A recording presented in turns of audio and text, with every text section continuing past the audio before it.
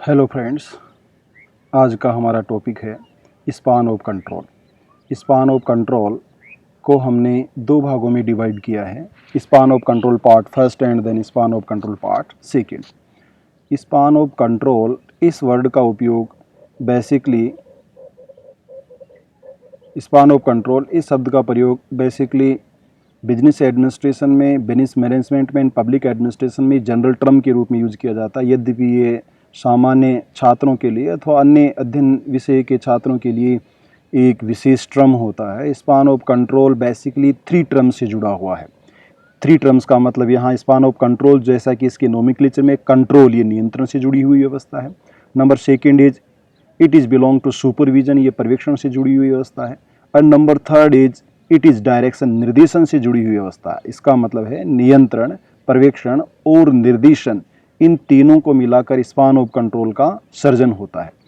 नियंत्रण का क्षेत्र किसे अभिव्यक्त करता है, नियंत्रण के क्षेत्र क्या है, स्पान ऑफ कंट्रोल का दायरा क्या होता है, लिमिटेशन क्या होती है, स्पान ऑफ कंट्रोल की फीचर्स क्या होते हैं, स्पान ऑफ कंट्रोल को प्रभावित करने वाले इफेक्टिंग फैक्टर्स कौन से होते हैं, स्पान ऑफ कंट्रोल के बारे में वी ए ग्रेकुनास का क्या योगदान रहा, इन सब के बारे में हम स्पान ऑफ कंट्रोल के पार्ट फर्स्ट एंड सेकंड में चर्चा करेंगे। पार्ट फर्स्ट में बिफोर ग्रेकुनास एंड पार्ट सेकंड में आफ्टर ग्रेकुनास। ग्रेकुनास से पहले भाग में हम पढ़ेंगे और ग्रेकुनास के बारे में पार्ट 2 में अध्ययन करेंगे। Span of control numbers of subordinates के बारे में चर्चा करता है एंड कंट्रोल लेवल और सुपरविजन लेवल और डायरेक्शन लेवल ऑफ सबऑर्डिनेट्स के बारे में परिचर्चा करता है। आखिर how many subordinates under the one superior, एक उच्चस्थ के अधीन कितने अधीनस्थ हो सकते हैं, इसके बारे में हमें बताता है।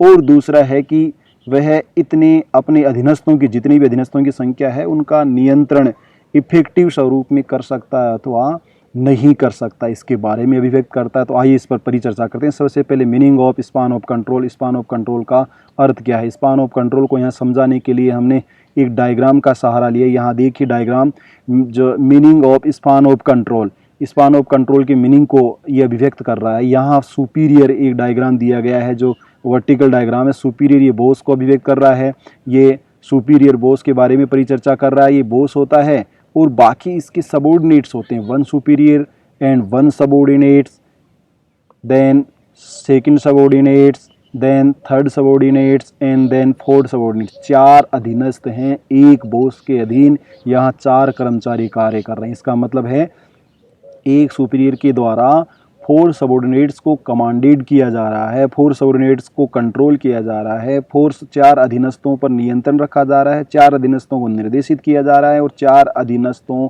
का पर्यवेक्षण किया जा रहा है।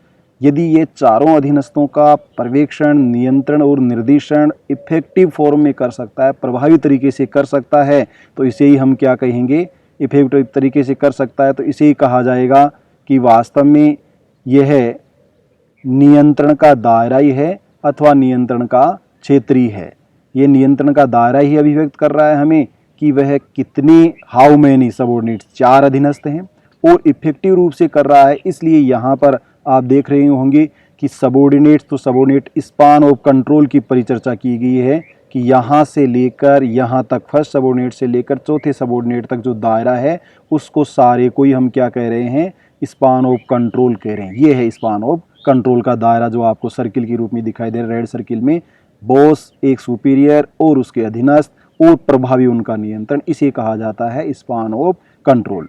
अब ये एक विवादास्पद स्थिति है या विद्वानों में इसके बारे में कोई मैतज्ञ नहीं है, इस बारे में कोई सर्वसम्मति नहीं बनी है कि वह कितने अधीनस्थ होंगे, यानी how many subordinates under the 1 supervisor और 1 सुपीरियर, और उसका जो नियंत्रण का दायरा है या स्पान ऑफ कंट्रोल है वो इफेक्टिव होगा या नहीं होगा। बेसिकली प्रोफेसर इयान हैमिल्टन अपने मिलिट्री एडमिनिस्ट्रेशन के आधार पर ये कह रहे हैं, नॉर्मली या Ian Hamilton states that generally we can say that 3 or 4 subordinates under the 1 supervisor और कमांडेड बाय द 1 सुपरवाइजर, 3 से 4 अधीनस्थों का एक बॉस के द्वारा प्रभावी नियंत्रण, निर्देशन और पर्यवेक्षण किया जा सकता है, ये इयान हैमिल्टन का कहना। जबकि हेनरी फ्यूल का यहाँ पर कहना है कि कम से कम 5 से 6 अधीनस्थ हो सकते हैं। इट मीन्स 5 और 6 subordinates commanded by the, supervise by the, directing by the one superior. एक बॉस के द्वारा 5 से 6 लोगों पर नियंत्रण रखा जा सकता है।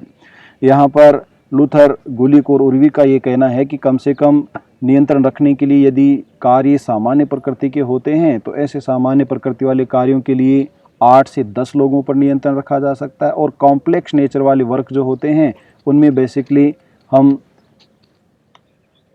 5 से 6 अधीनस्थों पर नियंत्रण रख सकते हैं।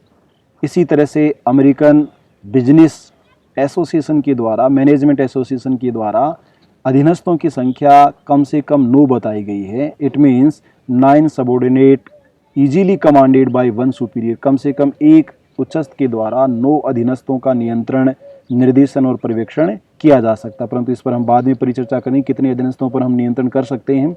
यहाँ पर meaning of span of control अभिव्यक्त हो चुका है। Meaning of span of control 2 factors को यहाँ एक्सप्रेस करता है। Factor number 1 is that how many subordinates under the one superior, and second is the what is the area of span of control. कितने अधीनस्थ होंगे और इन अधीनस्थों पर नियंत्रण का दायरा कितना होगा। नेक्स्ट हमारा टॉपिक है the major features of the span of control. Span of control की मुख्य विशेषताएं क्या हैं। मुख्य विशेषताओं के रूप में यहाँ features of span of control, यहाँ आप देख रहे हैं कि 5 फीचर्स स्पान ऑफ कंट्रोल अभिव्यक्त की गई हैं। इस नियंत्रण के क्षेत्र की 5 मुख्य विशेषताएं हैं। Number first feature is that it is decide the numbers of subordinate. यह नंबर ऑफ सबऑर्डिनेट्स का क्या करता है, निर्धारण करता है। It means how many subordinate. Span of control ये बताता है कि एक ऑफिसर्स के अधीन कितने संख्या में अधीनस्थ होंगे, अथवा एक बॉस के द्वारा, एक उच्चस्थ अधिकारी के द्वारा, एक बड़े अधिकारी के द्वारा कितने छोटे कर्मचारियों का नियंत्रण, निर्देशन और पर्यवेक्षण किया जाएगा। यह स्पान ऑफ कंट्रोल के द्वारा ही बताया जाता है। Second feature is that it is related to principles of hierarchy. Farmer classes में प्रिंसिपल्स ऑफ हायरार्की के बारे में चर्चा की गई है। यह सिद्धांत बेसिकली यह प्रिंसिपल्स ऑफ हायरार्की से ही बिलोंग करता है, उससे कनेक्टेड है। क्यों है ऐसा? क्योंकि प्रिंसिपल्स ऑफ हायरार्की में पदों को हाई लेवल पर, लो लेवल पर एक स्केलर के रूप में, चेन के रूप में डिवाइड किया जाता है, एक सीढ़ी के रूप में डिवाइड किया जाता है। जो मैंने पहले की पूर्वी कक्षाओं में आपको बताया कि वर्टिकल स्ट्रक्चर होता है जहां सबऑर्डिनेट होता है, सुपीरियर होता है, then subordinate, superior, then subordinate. उच्चस्थ और अधीनस्थ के बीच रिलेशनशिप को डिस्क्राइब करता है। इसलिए इसकी दूसरी मुख्य विशेषता है कि ये पद सोपान के सिद्धांत के साथ जुड़ी हुई अवधारणा अथवा प्रिंसिपल है। Third features is that the span of control defines the control. It means ये कंट्रोल, इसका मतलब है कि ये केवल इसके शब्द में जो लिखा हुआ है, इसको नोमेनक्लेचर में कंट्रोल है, वास्तव में ही ये कंट्रोल से जुड़ी हुई व्यवस्था है। परंतु ये कितना इफेक्टिव कंट्रोल है ये अलग अलग फैक्टर्स पर और एलिमेंट्स पर डिपेंड करता है। बेसिकली स्पान ऑफ कंट्रोल नियंत्रण को बताता है। इस नियंत्रण के साथ ही 2 टर्म और जुड़े हुए हैं जो मीनिंग मैंने आपको बताया, सुपरविजन एंड डायरेक्शन। पर्यवेक्षण और निर्देशन, कितनों को आप यूनिटी ऑफ कमांड रखते हो, कितनों को आप यूनिटी ऑफ डायरेक्शन रखते हो, और कितने ऑफिसर्स को आप सुपरवाइज कर सकते हो, कितने सबऑर्डिनेट्स को सुपरवाइज कर सकते हो। नेक्स्ट फीचर्स है it is explain the level of organization. What is the level of organization? What do you mean by the level of organization? Level of organization means where how many levels in a organization. जैसा कि आपको structure में बताया गया कि इस structure में कितने ये स्तर होंगे, इनको लेवल्स कहा गया है। सुपीरियर होगा, देन सबऑर्डिनेट होगा, then subordinate, then subordinate. Every subordinate supervised by the one superior, then one superior, then one superior according to principle hierarchy and unity of command. जहाँ जहाँ पर अधीनस्थ होंगे, जहाँ जहाँ पर अधीनस्थ होंगे, वहाँ वहाँ पर लेवल ऑफ ऑर्गेनाइजेशन का क्रिएशन होगा। अगर आप पावर को, अथॉरिटी को बड़े स्तर पर डिवाइड करते हो तो लेवल ऑफ ऑर्गेनाइजेशन कम होगा, अर्थात आप डेलीगेशन या डिग्री ऑफ डेलीगेशन की ज़्यादा होती है, हाई डिग्री ऑफ डेलीगेशन होती है, तो प्रिंसिपल्स लेवल्स ऑफ ऑर्गेनाइजेशन कम होंगे। और अगर आप पावर को अपने पास रखना चाहते हो तो प्रिंसिपल्स ऑफ जो ऑर्गेनाइजेशन है वो ज़्यादा से ज़्यादा होंगे। Next feature the span of control define the span of control define the types of relationship. ये संबंधों के प्रकार को अभिव्यक्त करता है। संबंधों के प्रकार का मतलब है कि सुपीरियर में और सबऑर्डिनेट में किस प्रकार के रिलेशनशिप है, कितनी प्रकार की रिलेशनशिप है। ये रिलेशनशिप को भी डिफाइन करता है कि उनमें कैसी रिलेशनशिप है। तो 3 types of relationship describe you identify by the Graicunas, जिसके बारे में नेक्स्ट पार्ट 2 में चर्चा की जाएगी। तो यहाँ रिलेशनशिप के बारे में बता रहा है कि सुपीरियर और बॉस और उसके अधीनस्थ कर्मचारी में कैसे संबंध हैं, इस बात को भी अभिनस्त करता है। जो जैसे बताया कि between the superior, relationship between superior and the subordinates. Next, types of span of control. Span of control या नियंत्रण के दायरे के प्रमुख प्रकार कितने हैं? प्रमुख प्रकार के रूप में यह 2 टाइप्स स्पान ऑफ कंट्रोल का डिस्क्रिप्शन दिया गया है। पहला टाइप्स है उसको वाइड स्पान ऑफ कंट्रोल कहा जाता है, दूसरा टाइप्स है नैरो स्पान ऑफ कंट्रोल। यहाँ एक डायग्राम बताया गया है सर्किल के माध्यम से। ये डायग्राम ऑर्गेनाइजेशन के स्ट्रक्चर को अभिव्यक्त कर रहा है। जैसा कि आप देख रहे हैं यहाँ फर्स्ट जो डायग्राम बनाया गया है, superior wide span of control. एक सुपीरियर होता है, एक बॉस होता है, और इस बॉस के अधीन 3 सबऑर्डिनेट्स होते हैं। Subordinates then subordinates then subordinates.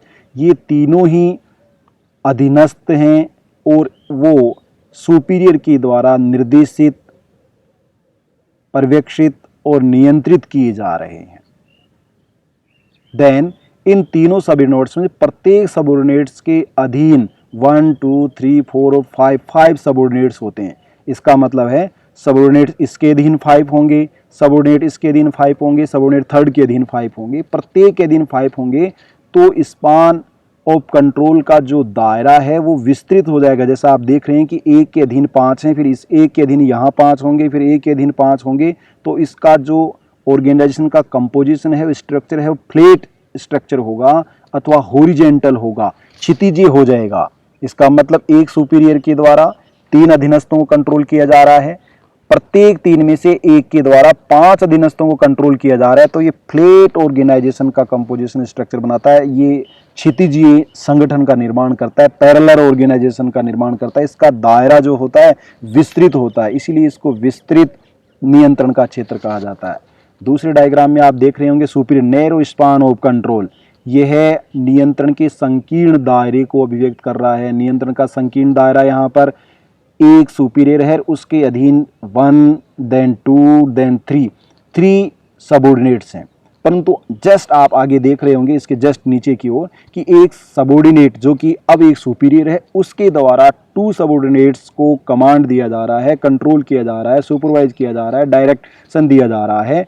इसका मतलब है इसके अधीन 2 होंगे, इसी तरह से इसके अधीन भी 2 होंगे, इसी तरह से इसके अधीन भी 2 होंगे। तो इसका जो फैलने का क्षेत्र है वो वाइड स्पान ऑफ कंट्रोल की अपेक्षा वर्टिकल होता है, सीधा होता है। इसका मतलब इसका दायरा इस तरह से बढ़ता जाता है, उसका दायरा इस तरह से। तो दायरा क्षितिज हॉरिजॉन्टल होता है, इसलिए span of wide span of control होता है, जबकि दायरा वर्टिकल स्ट्रक्चर में चलता है, सीधी रेखा में चलता है, ऊर्ध्वाकार स्वरूप में चलता है, इसलिए इसको नैरो स्पान ऑफ कंट्रोल कहा जाता है। What are the major differences between wide span of control and the narrow span of control? इन दोनों के बीच मुख्य अंतर क्या है? Types of span of control दोनों में यहाँ पर आप देख रहे हैं कि वाइड स्पान ऑफ कंट्रोल ये है नियंत्रण का विस्तृत दायरा है जिसकी अपनी विशेषताएं हैं। दूसरी ओर नैरो स्पान ऑफ कंट्रोल नियंत्रण का सीमित दायरा है जिसकी अपनी विशेषताएं हैं। नंबर 1 पर वाइड स्पान ऑफ कंट्रोल को हम देखते हैं। पहला जो डिफरेंसेस हम देख रहे हैं वो है क्रिएशन ऑफ फ्लैट ऑर्गेनाइजेशन। जैसा पूर्व में बता दिया गया कि वाइड स्पान ऑफ कंट्रोल के माध्यम से एक ऐसे दायरे का निर्माण होता है जिसको फ्लैट ऑर्गेनाइजेशन कहा जाता है, जो फ्लैट सीधा समस्तरीय जमीनी स्तरीय समतल के रूप में आगे बढ़ता है। क्योंकि यहाँ एक अधीनस्थ के एक सुपीरियर के अधीन 3 हैं, फिर 3 के अधीन प्रत्येक के पास 5 हैं, 5, इसलिए दायरा विस्तृत होता जाता है। यही कारण है कि इसे वाइड स्पान ऑफ कंट्रोल कहा जाता है। नेक्स्ट है narrow span of control. Narrow span control का पहला जो फीचर्स अंतर यहाँ जो डिफरेंशिएशन है वो वर्टिकल ऑर्गेनाइजेशन। देखिए यहाँ पर एक तरफ जहाँ फ्लैट ऑर्गेनाइजेशन की बात करिए, दूसरी वर्टिकल ऑर्गेनाइजेशन, क्योंकि यहाँ 1 सुपीरियर के द्वारा केवल थोड़े से ही सबऑर्डिनेट्स को कंट्रोल किया जा रहा है, इसलिए एक सुपीरियर थोड़े से सबऑर्डिनेट को कंट्रोल करेगा, फिर थोड़े से सुपीरियर सबऑर्डिनेट्स को कंट्रोल करेगा, तो इसका जो संरचना है, कंपोजिशन है, वो वर्टिकल होगा। Then second differentiation, limited levels in organization. इसका मतलब लेवल्स जो होते हैं जिसके बारे में चर्चा की गई है कि संगठन के जो लेवल होते हैं, स्तर होते हैं, 1 स्तर, 2 स्तर, 3 स्तर, 4 स्तर, अलग अलग लाइन, जैसा गैंगप्लांग में बताया गया कि समस्तरीय कार्मिकों के बीच ब्रिज मेकिंग का कार्य किया जाता है, बांध निर्माण का कार्य किया जाता है, समन्वय का कार्य किया जाता है। तो ऐसे ब्रिज के लेवल कितने, उसको लेवल ऑफ ऑर्गेनाइजेशन कहा जाता है। इसलिए wide of span of control के अंतर्गत लेवल के दायरे सीमित होते हैं। क्यों होते हैं? क्योंकि पावर और डेलीगेशन को डिवाइड कर दिया जाता है, उसका स्ट्रक्चर हॉरिजॉन्टल होता है, इसलिए लेवल्स कम होते हैं। जबकि नैरो स्पान ऑफ कंट्रोल के अंतर्गत मैनी लेवल्स ऑफ ऑर्गेनाइजेशन की बात कही गई है। यहाँ संगठन के स्तर बहुत ज़्यादा होते हैं, एक superior, 2 subordinate, then 2 superior and 3 subordinates, each 3 subordinates, each under these 3 subordinates, then composition of structure will be vertical style. Then third differentiation, maximize communication। इसका मतलब है कि आप बड़े स्तर पर फ्लैट ऑर्गेन, बहुत बड़ी संख्या में आप अधीनस्थों पर नियंत्रण करते हो, तो आपको अपने कम्युनिकेशन का दायरा भी बहुत ज़्यादा विस्तृत करना होगा, बढ़ाना होगा। इसका मतलब है कि लेवल ऑफ ऑर्गेनाइजेशन कम होने से आपको बड़े लोगों को संबोधित करना पड़ता है, जैसे कि नरेंद्र मोदी जी के द्वारा मन की बात करने के लिए बड़े स्तर पर भारतीय आम और मास को प्रभावित किया जाता है। वो मैक्सिमाइज कम्युनिकेशन होता है, ज़्यादा से ज़्यादा लोगों के साथ संप्रेषण करना। जबकि नैरो स्पान ऑफ कंट्रोल का मतलब यहाँ पर मिनिमम कम्युनिकेशन है, क्योंकि आपके पास कुछ थोड़े से अधीनस्थ होते हैं और आप उन्हीं को अपना संप्रेषण दे सकते हो, उन्हीं से बातचीत कर सकते हो, कम से कम आपके फॉलोअर्स होते हैं। देन चौथा अंतर है बेटर सुपरविजन एंड कोऑर्डिनेशन। इसका मतलब है कि स्पान का दायरा वाइड होने से आपका पर्यवेक्षण बहुत अच्छा होता है और कोऑर्डिनेशन, आप बहुत ज़्यादा लोगों के साथ समन्वय स्थापित कर सकते हो, उनसे बातचीत कर सकते हो। जबकि नैरो स्पान ऑफ कंट्रोल के अंतर्गत स्पेशलाइजेशन ऑफ वर्क होता है, कार्य का विशेषीकरण होता है। कम सबऑर्डिनेट्स होते हैं, इसलिए स्पेशल होते हैं और वो विशेषज्ञता के आधार पर कार्य करते हैं। परंतु वाइड स्पान ऑफ कंट्रोल में विशेषज्ञता की आवश्यकता नहीं होती, जनरल होती है। जैसे Indian bureaucracy is the example of wide span of control and the German bureaucracy is the narrow span of control. Then last differentiation है wide of span of control for routine and easy job. नियंत्रण का विस्तृत दायरा उनके लिए अच्छा है जहां डेली के कार्य होते हैं, रूटीन दैनिक कार्य होते हैं और कार्य सामान्य प्रकृति के होते हैं, कोई विशेष उसमें कॉम्प्लेक्सिटी नहीं होती है। जबकि नैरो स्पान ऑफ कंट्रोल उस परिस्थिति के लिए होता है जहां कॉम्प्लेक्स जॉब होते हैं, जटिल प्रकृति के कार्य होते हैं और जहां पर नियंत्रण कठोर रखना होता है, वहां पर आपको नैरो स्पान ऑफ कंट्रोल की आवश्यकता पड़ती है। तो ये थे differentiation between the 2 types span of control. Number 1 wide span of control, नियंत्रण का विस्तृत दायरा और नियंत्रण का संकीर्ण दायरा। नेक्स्ट है factors affecting span of control. नियंत्रण का दायरा किन कारकों से, किन तत्वों से प्रभावित होता है। पहला तत्व है, यहाँ आप देखेंगे, नेचर ऑफ वर्क, कार्य की प्रकृति कैसी है। कार्य की प्रकृति का मतलब है कि कार्य अगर इजी नेचर का है, डेली रूटीन का है, सामान्य कार्य है, तो स्पान ऑफ कंट्रोल हॉरिजॉन्टल होगा, स्पान ऑफ कंट्रोल वाइड होगा। और यदि कार्य कॉम्प्लेक्स प्रकृति का है, डेली रूटीन का नहीं है, अचानक होता है और बहुत जटिल है, विस्तृत है, डाइवर्सिटी रखता है, तो स्पान ऑफ कंट्रोल का दायरा सीमित होगा, वर्टिकल होगा। यह आपको ध्यान रखना। दूसरा फैक्टर्स है span of age of organization. Age of organization, यहाँ आप सोच रहे हैं संगठन की क्या उम्र हो सकती है, उम्र तो हमारी होती है, परंतु एज ऑफ द ऑर्गेनाइजेशन का मतलब यहाँ संगठन के ओल्ड स्ट्रक्चर और न्यू स्ट्रक्चर से, ऐसा ऑर्गेनाइजेशन जो बहुत लंबे समय से चला आ रहा है। जैसे कि राजस्थान विश्वविद्यालय जनवरी 1947 में बना, तो एक पुराना विश्वविद्यालय है। जबकि मत्स्य विश्वविद्यालय और शेखावाटी विश्वविद्यालय ऐसे विश्वविद्यालय जो नए विश्वविद्यालय हैं, उन विश्वविद्यालयों में आप देख सकते हैं स्पान ऑफ कंट्रोल है वो लिमिटेड है, डिपार्टमेंट्स भी कम हैं, फैकल्टी भी नहीं है, तमाम तरह की जो भी स्थिति है। जबकि एज ऑफ द ऑर्गेनाइजेशन संगठन पुराना होने पर उसमें कन्वेंशन स्थापित हो जाते हैं, वर्किंग कल्चर स्थापित हो जाती है, यहाँ कार्य की संस्कृति की काम कैसे होता है उसकी ट्रेडिशंस स्थापित हो जाते हैं, रूल्स बन जाते हैं, रेगुलेशंस बन जाते हैं। इसलिए संगठन पुराना होता है, वहाँ स्पान ऑफ कंट्रोल हॉरिजॉन्टल होता है, वाइड स्पान ऑफ कंट्रोल होता है, और नए संगठन में वर्टिकल स्ट्रक्चर होता है, स्पान ऑफ कंट्रोल का दायरा सीमित होता है। तीसरा फैक्टर है कैपेबिलिटी ऑफ द सुपरवाइजर, जो आपको सुपरवाइज कर रहा है उसकी क्षमता कैसी है। अगर वह कॉम्पिटिटिव है, वह वास्तव में इंटेलिजेंट होता है, वास्तव में उसमें मैनेजमेंट टाइप का माइंड होता है, तो वह अधिक नियंत्रण के दायरे को विस्तृत स्वरूप में देगा। और अगर ऐसा नहीं है, उसकी कैपेबिलिटी कम है, अयोग्य लोग हैं, तो नियंत्रण का दायरा कम होगा। आप देख रहे हैं कुछ कक्षाओं में ऐसा होता है कि अध्यापक बड़ी कक्षा को भी अनुशासित कर सकता है, जबकि कुछ अध्यापक ऐसा नहीं कर सकते हैं। तो ये कैपेबिलिटी ऑफ सुपरवाइजर पर डिपेंड करता है कि जो आपको पर्यवेक्षित कर रहा है, क्या वह अध्यापक अधिक संख्य छात्रों को अनुशासित रख सकता है अथवा 2-4 छात्रों को रख सकता है। तो कैपेबिलिटी ऑफ सुपरवाइजर पर भी डिपेंड करता है। नेक्स्ट फैक्टर है जियोग्राफिकल डिस्ट्रीब्यूशन। इसका मतलब है कि भौगोलिक अवस्थिति क्या है, स्थिति क्या है। ऑर्गेनाइजेशन अगर बहुत से एरिया में अलग अलग डिवीजन में अलग अलग क्षेत्र में बटा हुआ तो स्पान ऑफ कंट्रोल सीमित होगा। और अगर ऑर्गेनाइजेशन की ब्रांच सेक्शन यूनिट एक ही जगह होते हैं तो वहाँ स्पान ऑफ कंट्रोल का दायरा वाइड होता है। जैसे कि विश्वविद्यालय में प्रशासनिक भवन में सभी तरह की गोपनीय शाखा और एग्जामिनेशन से संबंधित, डिग्री से संबंधित तमाम तरह के जो वर्किंग होते हैं वो सब वहीं होते हैं। तो स्पान ऑफ कंट्रोल का दायरा वहाँ वाइड एस्पेक्ट है। अगर एक ही छत के नीचे बहुत से विभाग होते हैं, संगठन की इकाइयाँ एक ही जगह स्थित होती हैं, तो सीसीटीवी कैमरा लगाना, उनको ऑपरेट करना, उनको कमांड देना, उनको सुपरवाइज करना और उनको कंट्रोल में करना आसान होता है। परंतु अगर अलग अलग डिपार्टमेंट अलग अलग जगह होते हैं या ब्रांचेज ऑफ ऑर्गेनाइजेशन डाइवर्सिटी रखते हैं, बहुत दूर दूर स्थित होती है, स्पान ऑफ कंट्रोल का दायरा लिमिटेड होता है। नेक्स्ट फैक्टर है कम्युनिकेशन सिस्टम। संप्रेषण प्रणाली कैसी है। संप्रेषण प्रणाली बातचीत, रिसीवर और सेंडर के बीच कैसी संप्रेषण प्रणाली है। अगर संप्रेषण प्रणाली उत्कृष्ट है तो नियंत्रण का दायरा विस्तृत होता है, और अगर संप्रेषण प्रणाली अच्छी नहीं है तो नियंत्रण का दायरा सीमित होता है। संगठन का मुखिया अगर अधिकांश लोगों से अच्छी तरह से कम्युनिकेट कर सकता है तो अधिकांश समस्याओं का निदान हो जाता है, संगठन ऑब्जेक्टिव अचीव कर लेता है। परंतु अगर ऑफिसर्स के पास, सुपीरियर के पास कम्युनिकेशन स्किल नहीं होता है तो हर कोई उसके पास समस्या लेकर आ जाता है अथवा नियंत्रण का दायरा बहुत ही सीमित होता है। नेक्स्ट फैक्टर्स है टेक्निक्स ऑफ सुपरविजन।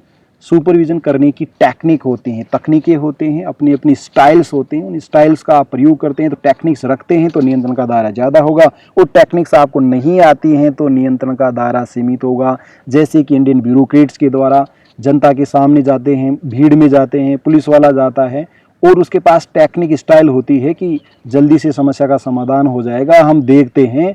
अन्यथा दूसरा होता है कि लाठीचार्ज कर दिया जाए, बातचीत नहीं की जाए और समस्या बढ़ भी जाती है। आप कुछ ऑफिसर समस्या को बढ़ा देते हैं तो संगठन में कुछ सुपरवाइजर समस्या को और ज़्यादा बढ़ा देते हैं क्योंकि उनका नियंत्रण का दायरा सीमित होता है, जबकि कुछ लोग समस्या का निदान कर देते हैं, उनका नियंत्रण का दायरा विस्तृत होता है। तो टेक्निक क्या आपके पास टैक्टिक्स हैं, इस पर डिपेंड करता है। आपको ज्ञान देना आता है, गोली देना जिसको आप कह सकते हो, तो जो गोली दे सकता है, जो गुमराह कर सकता है, भ्रमित कर सकता है, उस ऑर्गेनाइजेशन में नियंत्रण का दायरा विस्तृत होता है, बहुत से लोग उसके फॉलोअर्स होंगे। और अगर आप ऐसा नहीं कर सकते तो नियंत्रण का दायरा सीमित हो जाएगा। नेक्स्ट लेवल ऑफ मैनेजमेंट, प्रबंधन के स्तर। ये लेवल ऑफ ऑर्गेनाइजेशन की तरह हैं कि अलग अलग जगह मैनेजमेंट के लेवल क्या होंगे। अगर प्रबंधक के लेवल या संगठन में स्तर ज़्यादा होंगे तो कंट्रोल कम होगा, और स्तर कम होंगे तो कंट्रोल ज़्यादा होगा। इसका मतलब level, numbers of the level in organization, अगर लिमिटेड नंबर होता है तो दायरा विस्तृत होता है, और अगर अनलिमिटेड नंबर होता है तो दायरा कम होता है। इसका मतलब है संगठन के दायरे के द्वारा भी, संगठन के स्तरों के द्वारा भी नियंत्रण के दायरे को प्रभावित किया जाता है। नेक्स्ट सेकंड लास्ट फैक्टर से डिग्री ऑफ डेलीगेशन, अर्थात आप प्रत्यायोजित का कितना स्तर है। अगर आप डिग्री ऑफ डेलीगेशन बढ़ाते हो या डिग्री ऑफ डेलीगेशन की संख्या ज़्यादा होती है तो नियंत्रण का दायरा भी क्या होगा, ज़्यादा होगा। और डिग्री ऑफ डेलीगेशन को आप प्रत्यायोजित सीमित रखते हो तो संगठन की कंपोजिशन, संरचना भी क्या होगी, सीमित होगी। एंड लास्ट टॉपिक फैक्टर्स है last factors affecting span of control, personality of supervisor and subordinate. इसका मतलब है कि आपके बॉस का व्यक्तित्व कैसा है, पर्सनालिटी कैसी है, और अधीनस्थ की पर्सनालिटी कैसी है, दोनों का व्यक्तित्व ही स्पान ऑफ कंट्रोल को प्रभावित करता है। आपका सुपीरियर बॉस, आपका मालिक ईमानदार है, कर्तव्यनिष्ठ है, मेहनती है, हार्डवर्क में विश्वास करता है, चापलूसी में विश्वास नहीं करता है, तो स्पान ऑफ कंट्रोल विस्तृत होगा। और अगर वो मेहनती नहीं है, कामजोर है, झूठ बोलता है, झूठी प्रशंसाओं से खुश होता है, तो नियंत्रण का दायरा भी क्या हो जाएगा, सीमित हो जाएगा। कम लोग ही उसके फॉलोअर्स होंगे। यद्यपि वह आसानी से सफलता प्राप्त कर सकता है, परंतु स्पान ऑफ कंट्रोल की इस डेफिनेशन में और बिजनेस में इसको शामिल नहीं किया जाता। ये मेजर फैक्टर्स हैं जो स्पान ऑफ कंट्रोल नियंत्रण के दायरे को प्रभावित करते हैं। और इसी के साथ आज का हमारा स्पान ऑफ कंट्रोल का पार्ट फर्स्ट पूरा हो गया, और next part span of control का ग्रेकुनाज से शुरू होगा। मुझे ध्यान से सुनने के लिए और मेरे वीडियो को देखने के लिए आप सबका बहुत बहुत